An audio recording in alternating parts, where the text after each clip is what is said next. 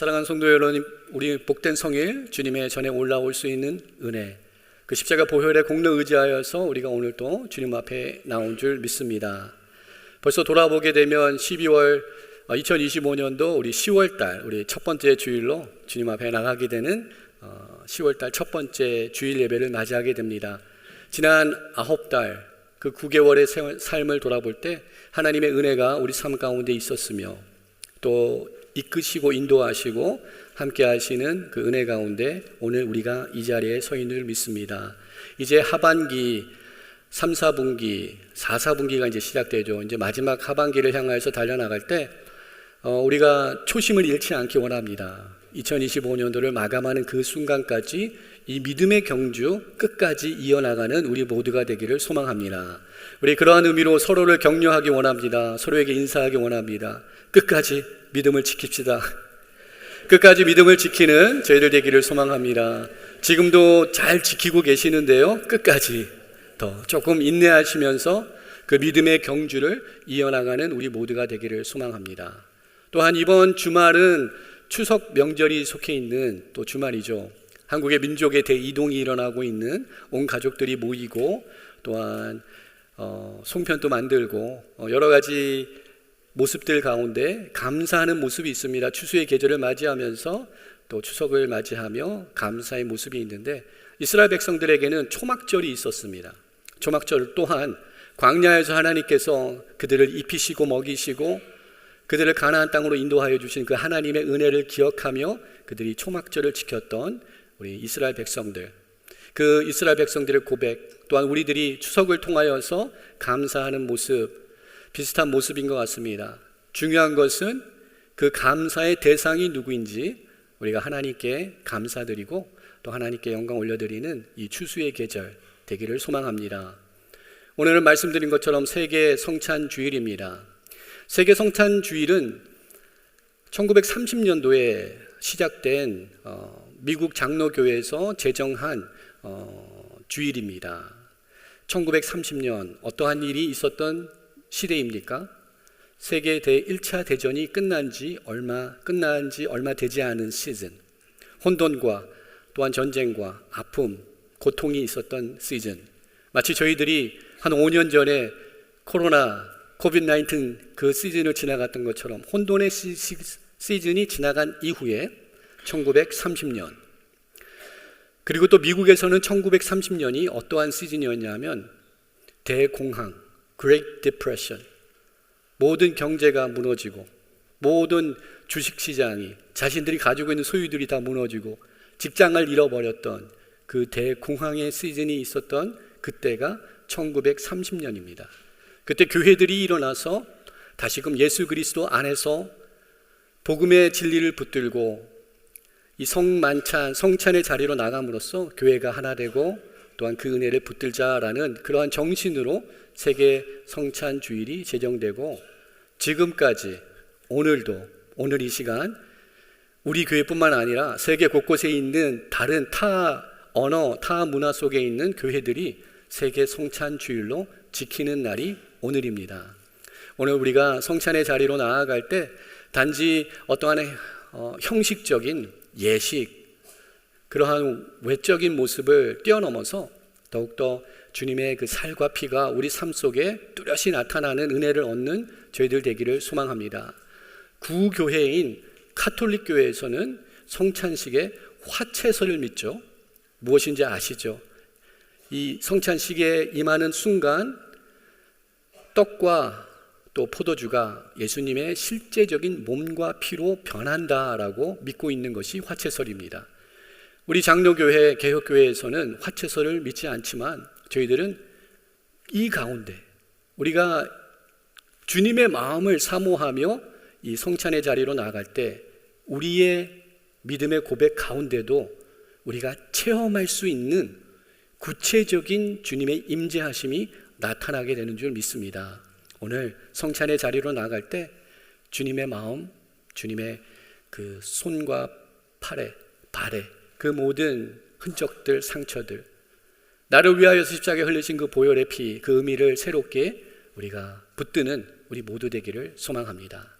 오늘 본문의 말씀인 갈라디아서의 마지막 부분의 말씀, 이 말씀을 통하여서 짧게 두 가지 정도 단어를 생각해 보며 말씀을 나누기 원합니다. 먼저 저희들이 생각해 볼 단어는 흔적이라는 단어입니다. 오늘 본문 속에 17절 말씀에 있는 말씀이죠. 사도 바울은 다음과 같이 선포합니다. 이후로는 누구든지 나를 괴롭게 하지 말라. 내가 내 몸에 예수의 흔적을 지니고 있노라 라고 고백합니다. 예수의 흔적. 이 흔적은 사도 바울이 그의 삶의 모든 것, 사역의 모든 것이 응축되어 있는 단어가 흔적입니다. 흔적. 그리고 이 흔적이라는 단어 헬라어로 볼 때는 스티그마라는 단어가 이 흔적입니다. 스티그마. 우리들이 잘 들어보았던 단어입니다. 영어로도 사용합니다. 사회적인 낙인이 찍힌 자들을 스티그마라고 우리가 이야기하기도 합니다. 당시 1세기 가운데 이 스티그마라는 단어는 노예들이 자기가 어떠한 주인에게 속해 있다는 그 표식을 하는 것이 스티그마, 그리고 어떤 군인들이 나는 어느 부대에 속해 있습니다라는 것을 표식해 주는 것이 스티그마였습니다. 그리고 현대 우리 사회 속에서도 스티그마, 실패한 자들, 힘없는 자들, 조롱받는 자들, 그런 사람들을 향하여서 스티그마의 그러한 표식을 우리가 붙이는, 꼬리표를 붙이는, 낙인을 붙이는 그러한 단어로 우리들이 사용합니다. 이 스티그마라는 단어, 본문의 말씀, 금방 읽었던 17절의 말씀을 다시 한번 읽어보면 사도 바울은 스티그마, 이렇게 단수형으로 이 단어를 쓰지 아니하고 스티그마타, 복수형입니다. 복수형으로 흔적들이라고 기록을 하고 있습니다. marks, 그냥 막 하나가 있는 게 아니라 여러 흔적들이 있는 것은 내 몸에 여러 흔적들이 있다라고, 예수의 흔적들이 있다라고 사도 바울이 선포하고 있는 말씀이 오늘 본문 속에 나타나고 있는 그 흔적들입니다. 그 스티그마타. 사도 바울이 그가 가지고 있었던 이 스티그마타, 이것은 여러 차원으로 우리가 생각해 볼 수 있습니다. 첫 번째는 그가 실제적으로 경험하였던 고난, 복음을 선포하면서 그가 핍박 가운데 경험하였던, 실제적으로 그가 피부로 경험하였던 고난, 흔적, 그것을 이야기할 수 있습니다. 그는 실제로 돌에 맞았고요, 채찍질을 당하였고, 감옥에 갇힘을 당하고, 우리가 사도 바울의 그 서신들을 읽어볼 때 그가 어떠한 고난을 받았는지 우리가 잘 알고 있습니다.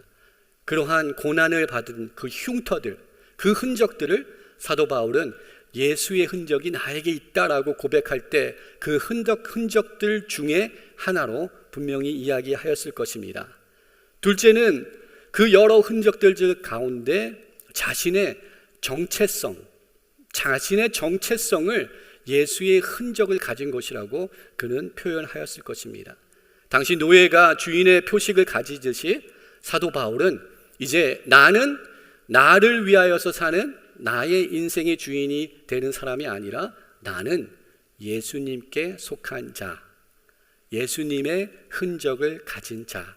그러므로 나의 정체성은 예수 그리스도, 나의 흔적, 나의 몸에 있는 이 흔적은 예수 그리스도. 그것을 고백하는 사도 바울의 고백이 있었는 줄 믿습니다. 또 한 가지는 오늘 본문 속의 15절에서 우리가 읽었던 말씀처럼 할례나 무할례가 아무것도 아니로되 오직 새로 지으심을 받은 것만이 중요하니라. 새로 지으심을 받은 것만이 중요하느니라 라는 이 말씀을 붙들고 사도 바울은 나에게 새로운 흔적이 있습니다. 예수 그리스도 안에서 새롭게 빚은 바 받은 그 새로운 피조물의 흔적이 있습니다 라고 사도 바울은 오늘 본문 속에서 고백하였을 것입니다.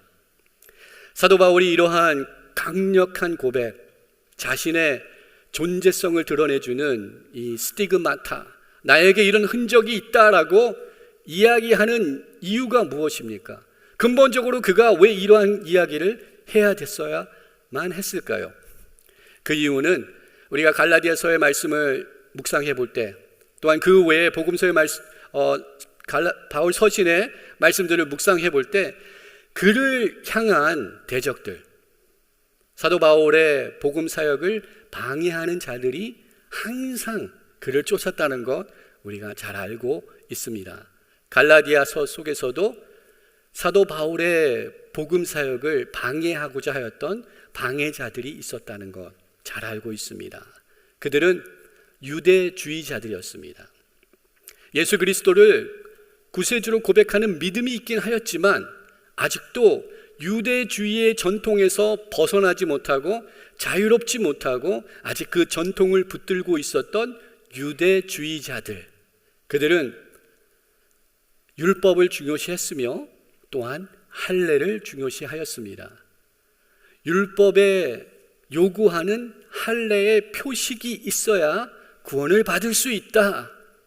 이방인들이 구원을 받기 위하여서는 그들 또한 할례를 행해야 된다라는 복음이 아닌 약간 비슷한 복음, 그런 복음을 선포하였고, 사도 바울이 선포한 율법으로부터 자유한, 율법을 무시하는 것이 아니라 율법의 모든 것을 초월한 그 복음을 전하고 있는 사도 바울을 대적하고 있었던 것 우리가 잘 알고 있습니다.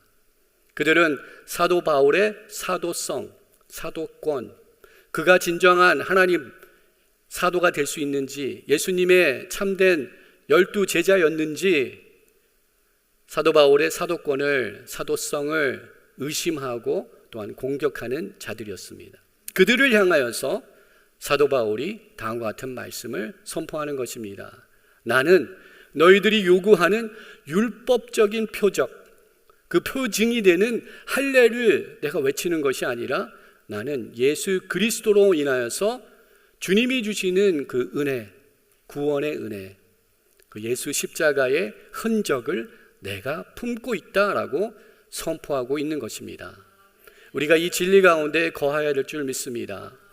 예수 그리스도의 십자가의 흔적을 우리가 우리 삶 속에 품고 살아가야 될 줄 믿습니다. 때로는 우리가 이렇게 생각할 수 있습니다. 목사님, 저희들은 선교 현장에 나가서 핍박받는 일, 또한 박해받는 일, 우리가 매를 맞고 복음을 전하며 감옥에 갇히는 일, 그러한 일들 저희들은 겪지 않았습니다. 우리들 삶 속에는 그 예수의 흔적이 그러면 우리는 없는 것입니까? 사도 바울과 같이 매 맞는 일을, 사도 바울과 같이 감옥에 갇히는 그러한 일을 우리가 당하지 아니하였는데, 그렇다면 우리는 예수의 흔적이 우리 삶 속에 없는 것입니까? 라고 대질문할 수 있습니다.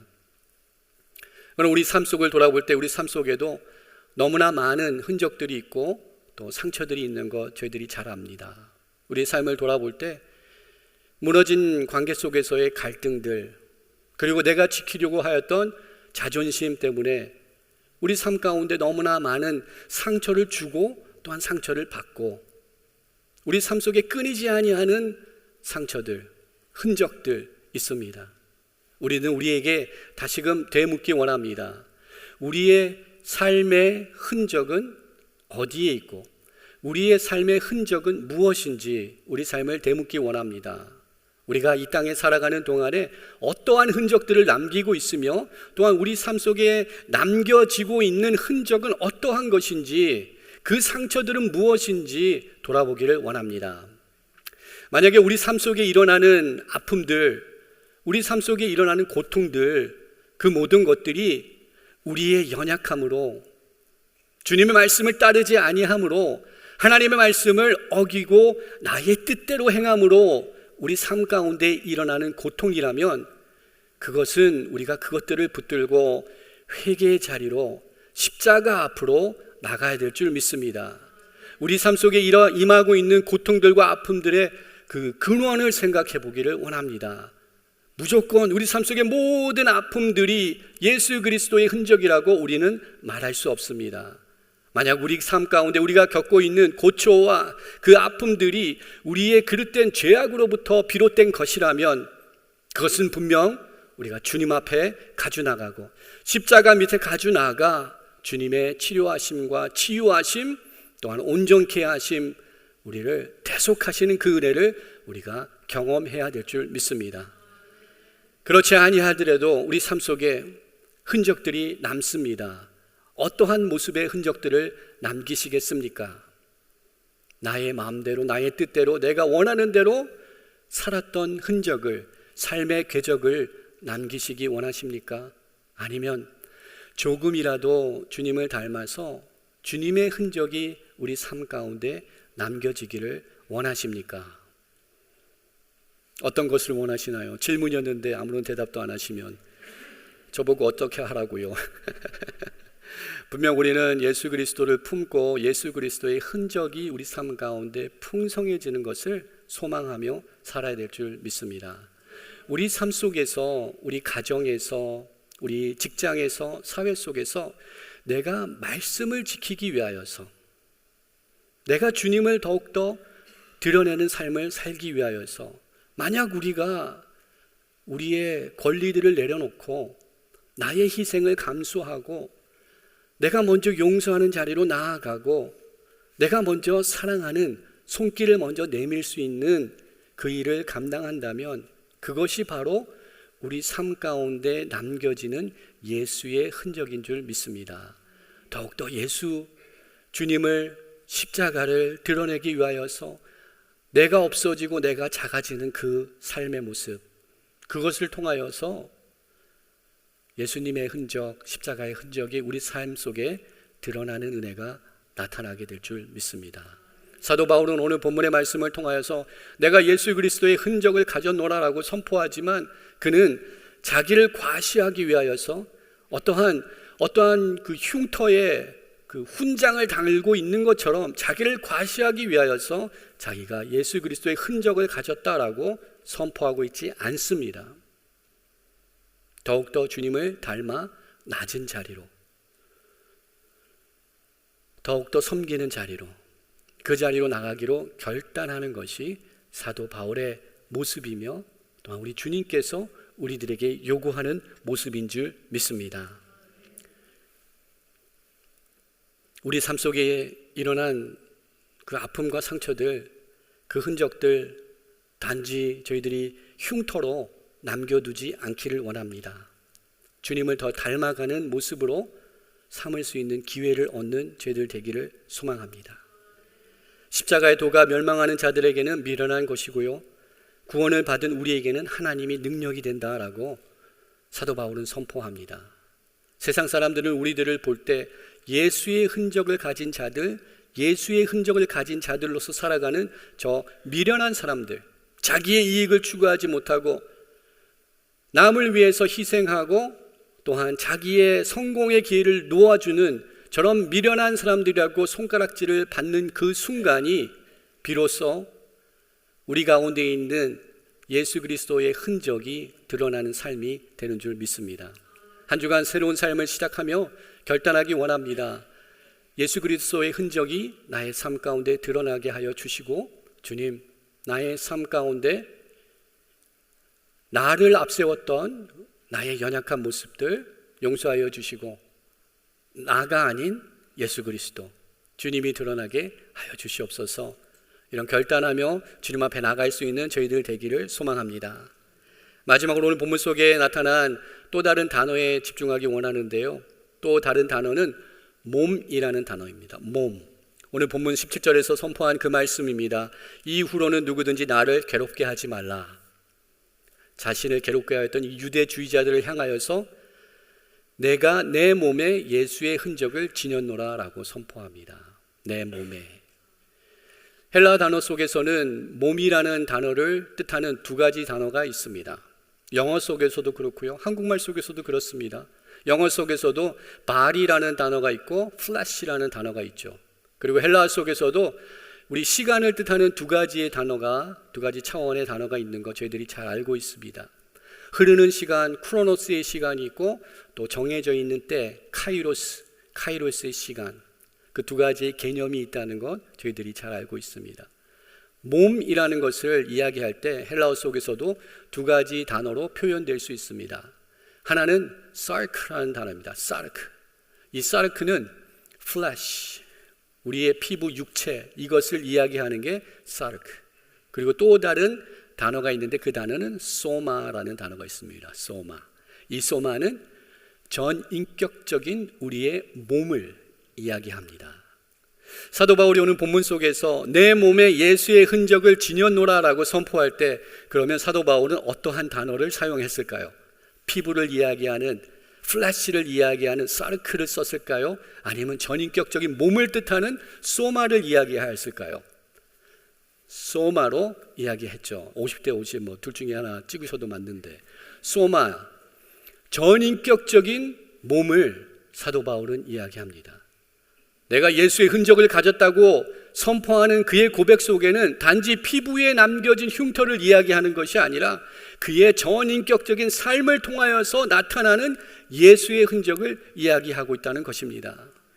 우리가 이 세상을 사는 동안에 더욱더 주님의 흔적을 우리 삶 가운데 더욱더 새겨나가기를 소망합니다. 우리의 존재에, 우리의 being에, 우리의 전인격적인 삶 속에 예수의 흔적이 나타나기를 소망합니다. 우리의 언어 가운데, 우리의 성품과 인격 가운데 예수 그리스도의 흔적이 드러나기를 소망합니다. 그러기 위하여서는 우리가 더욱더 주님의 마음을 품어야 되는 줄 믿습니다. 주님의 마음을 품지 않고는 우리 삶 가운데 그리스도의 흔적이 우리 몸속에, 우리의 존재 속에 나타날 수 없습니다. 우리 지난 부흥회를 통하여서 김한효 목사님을 통하여서 성령의 열매에 관한 말씀 들었습니다. 성령의 열매는 우리의 힘과 노력으로 이뤄내는 것이 아니라 성령이 우리 안에 거할 때, 성령이 충만할 때 자연스럽게 나타나는 결과가 열매이다 라는 말씀을 들었습니다. 동일하게도 예수의 흔적도 우리가 어떠한 막 표시를 하고 어떠한 표직을 가지고 있는 것, 우리의 힘과 노력으로 나타내는 것이 아니라 우리의 삶의 방향이 예수 그리스도를 향할 때, 주님을 닮아가는 것이 나의 삶의 목표가 될 때 우리 삶 전체를 통하여서 예수 그리스도의 흔적이 자연스럽게 드러나게 되는 줄 믿습니다. 빌립보서 2장 5절 말씀, 저희들이 잘 아는 말씀입니다. 너희는 이 마음을 품으라, 곧 그리스도 예수의 마음이니. 주님의 마음을 품으라 라고 선포하십니다. 그 마음은 고통하는 자들을 돌아보는 마음, 애통해하는 자들과 함께 눈물 흘리는 마음, 힘들고 쓰러지고 넘어진 자들을 외면치 않고 걸음을 멈추는 마음이 우리 주님의 마음인 줄 믿습니다.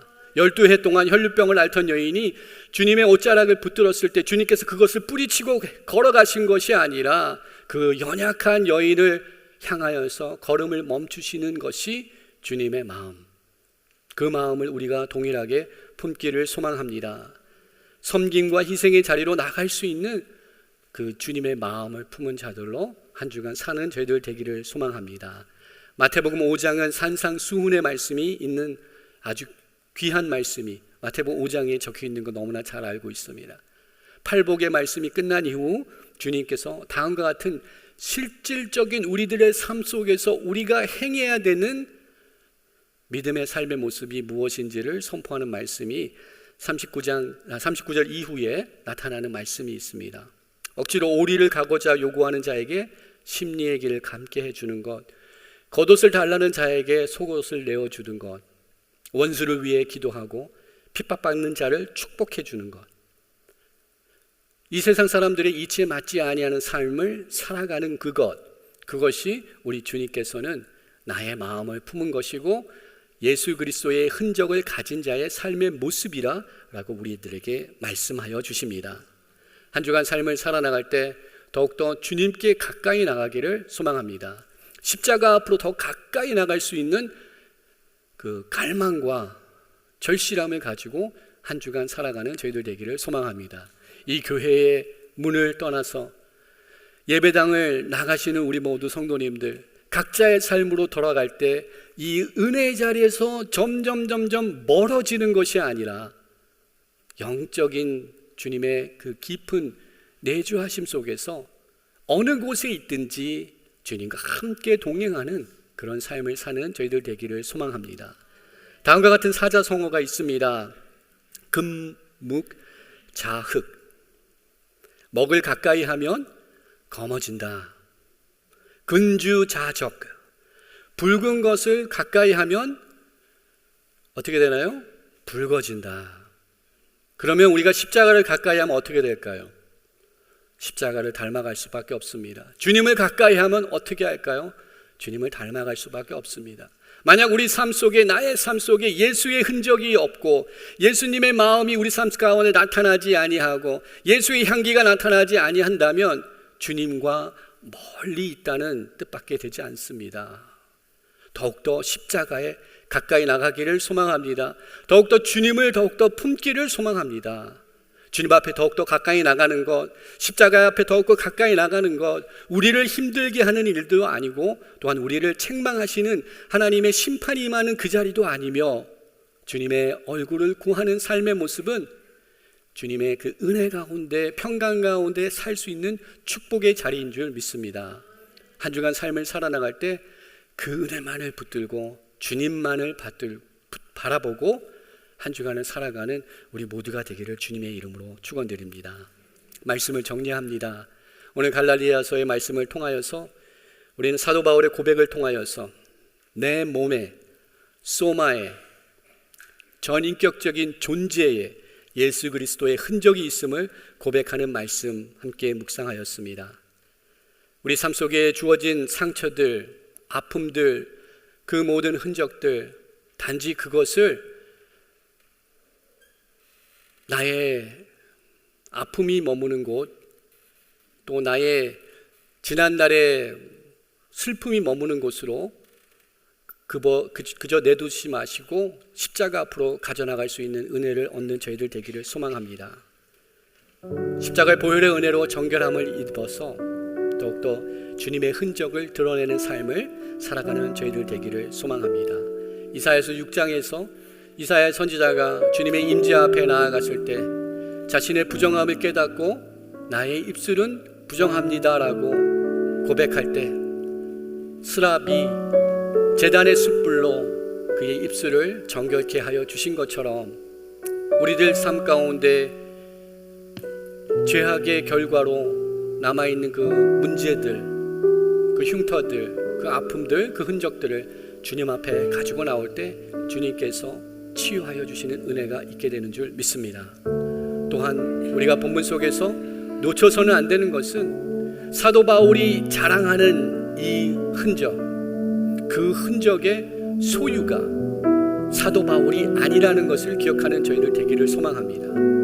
내가 예수 그리스도의 흔적을 가졌더라라고 선포하고 있지만 그 흔적의 주인은 예수 그리스도라는 것을 잊지 아니하는 저희들 되기를 소망합니다. 우리 삶 속에 있는 모든 흔적들, 이것이 내가 움켜쥐어야 되는 흔적이 아니라 예수 그리스도께 속해 있는 흔적이라는 것을 고백할 수 있는 믿음을 소유한 저희들 되기를 소망합니다. 나의 상처를 주님 앞에 내어드림으로써 나의 모든 흔적이 주님의 은혜의 흔적이 되게 하여 주시사 나의 삶 가운데 역사하신 주님을 선포할 수 있는 사람들로 우리가 세워지기를 소망합니다. 예수 그리스도의 흔적을 가진 자들만 복음을 증거할 수 있는 줄 믿습니다.